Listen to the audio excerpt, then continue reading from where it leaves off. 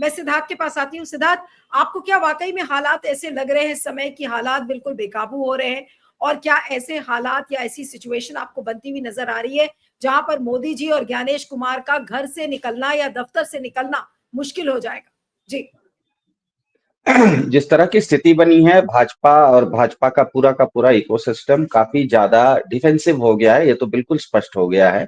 वो डिफेंसिव इसीलिए हुआ है कि दो चीजें होती हैं नीलू जी। कोई एक क्रिकेट मैच जब मतलब दर्शक क्रिकेट मैच देखने जाता है, तो अंपायर जब कोई डिसीजन देता है, वो केवल दो टीमों पर असर नहीं करता, स्टेडियम में बैठे हुए लोगों पर भी असर करता है। तो न्याय अन्याय एक ऐसी चीज है जो कि न्याय होना भी चाहिए और होते हुए दिखना भी चाहिए। समस्या ये हो गई है कि लगातार पिछले 1 डेढ़ साल में, खास करके जब से इलेक्टरल बॉन्ड का जजमेंट आया, उसके बाद से सुप्रीम कोर्ट भी भाजपा और भाजपा के कानूनों पर एक गिद्ध दृष्टि रखना शुरू किया है। दूसरी बात यह हो गई कि जितने भी उसके बाद चुनाव हुए, उन चुनावों में जो धांधली की बात, बहुत बड़े स्तर पे धांधली की बात आई, चाहे वो छत्तीसगढ़ का चुनाव हो, जहां पर की ओपिनियन पोल्स बोल रहे थे कि विपक्ष जीतेगा लेकिन भाजपा जीत गई, या हरियाणा का चुनाव हो, या महाराष्ट्र का चुनाव हो, या दिल्ली का चुनाव हो। दिल्ली में तो यहां तक हो गया कि देश की जनसंख्या बढ़ रही थी लेकिन दिल्ली का वोटर घट रहा था।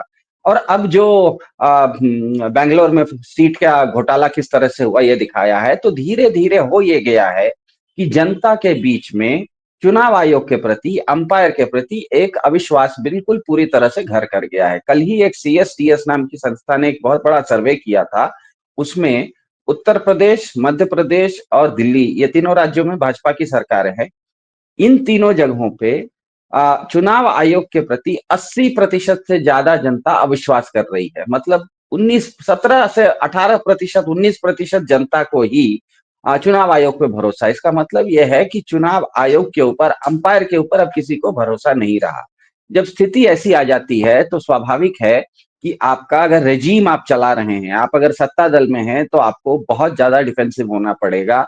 और विपक्ष जो होगा, जनता जो होगी, वो सड़कों पे होगी और विपक्ष आक्रामक हो जाएगा। इसीलिए हम देख रहे हैं कि विपक्ष लगातार आक्रामक हो रहा है। जिस तरह से अनिल सर कह रहे हैं, इंडिया गठबंधन में है, वो गठबंधन में जितनी पार्टियां हैं उससे ज्यादा लोग उसका समर्थन कर रहे हैं। TMC जैसा दल भी उनका समर्थन कर रहा है और आम आदमी पार्टी भी उनका समर्थन कर रही है। ऐसी स्थिति का निर्माण अगर हो गया, इसका मतलब यह है कि जन जागरण हो गया है, जनता के बीच में विषय आ गया है। अब ये विषय केवल कानूनी, चुनाव आयोग और भाजपा तक सीमित नहीं रहा।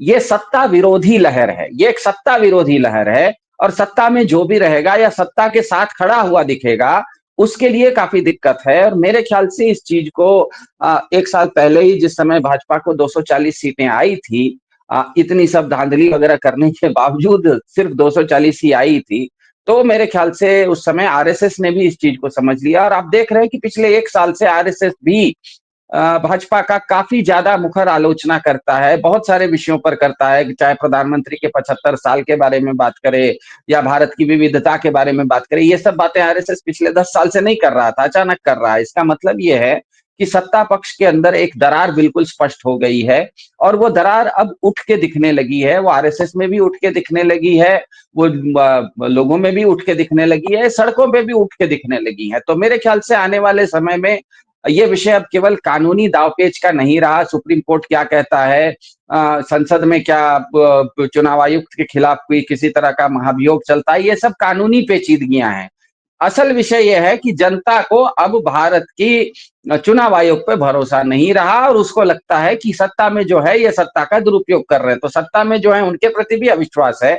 और यह अविश्वास ध्यान में रखिएगा, अगर आप भाजपा के भी वोटर हैं, देखिए इंडिया का कोई एक बहुत बड़ा क्रिकेट फैन भी है ना, तो वो स्टेडियम में जब 1,000 रुपए लेके टिकट देके लेके जाता है, तो वो चाहता है कि एक मैच हो, बहुत टाइट मैच हो, और लास्ट में मेरी टीम जीते। वो नहीं चाहता कि मैं स्टेडियम में जाऊं और सामने वाली टीम इंडिया को वॉक ओवर दे दे, तो मैं 1,000 रुपए का टिकट किस लिए लिया था। तो भाजपा के समर्थकों के लिए भी अब ये समस्या हो गई है, उनको ये दिखाना कि हम बिना मैच खेले जीत रहे हैं, ये भाजपा के समर्थक भी नहीं पचा पा रहे हैं। इसीलिए मेरे ख्याल से भाजपा काफी डिफेंसिव है, और आने वाले समय में और डिफेंसिव होती चली जाएगी। जिस तरह का उपराष्ट्रपति का उन्होंने पद का चुनाव किया था, जिस व्यक्ति का चुना है, वो अपने आप में बताता है कि उनको अपने, क्योंकि उपराष्ट्रपति पद के लिए जितने वोट चाहिए, 344 वोट चाहिए भाजपा को लोकसभा और राज्यसभा में, उतने उनके पास है नहीं, केवल 2-4 कम है।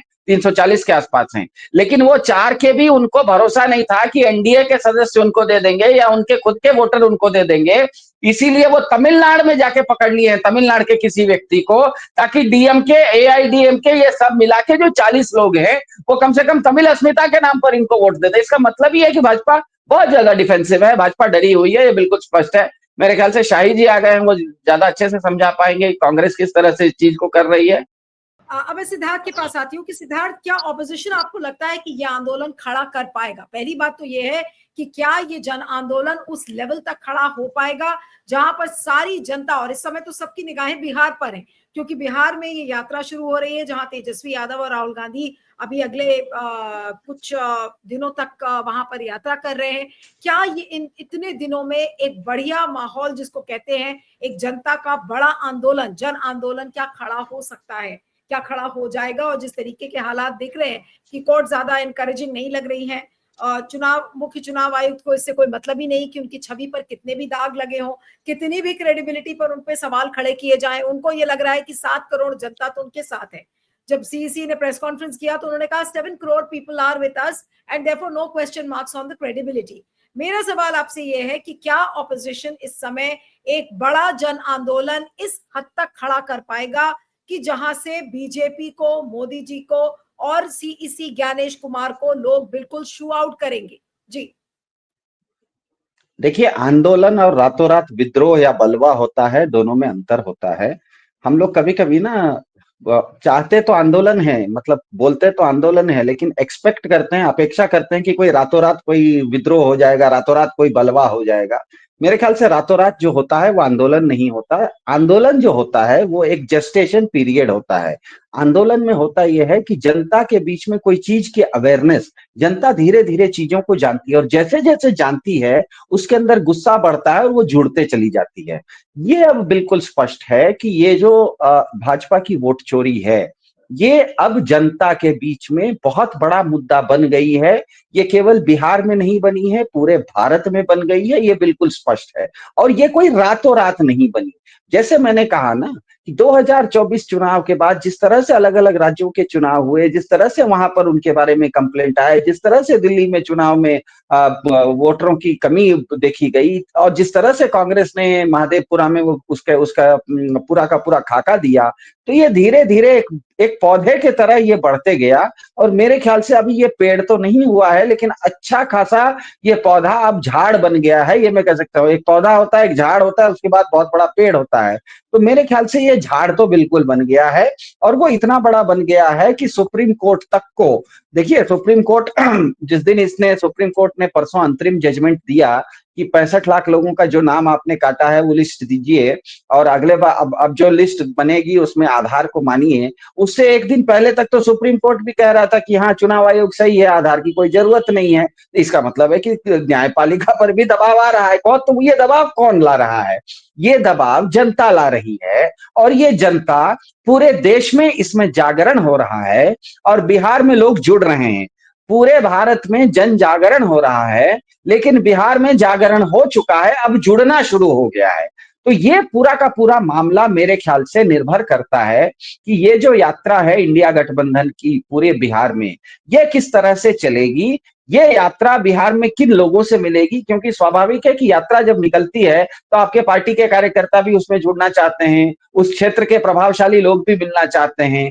लेकिन यात्रा को हमेशा ध्यान में रखना होता है कि वो न तो अपने लोगों से मिलने जा रही है, न तो प्रभावशाली लोगों से मिलने जा रही है। वो उन लोगों से मिलने जा रही है जिनका वोट कट चुका है, जो 65 लाख लोग जिनका वोट कट चुका है, वो जितने ज्यादा उन 65 लाख लोगों में से उस गरीब ग्रामीण श्रमजीवी जनता जिसका वोट कट गया है, उससे ये यात्रा जितनी ज्यादा मिलेगी, वो यात्रा के मुखिया लोग, यात्रा ज्यादा ऐसे लोगों से मिलेगी।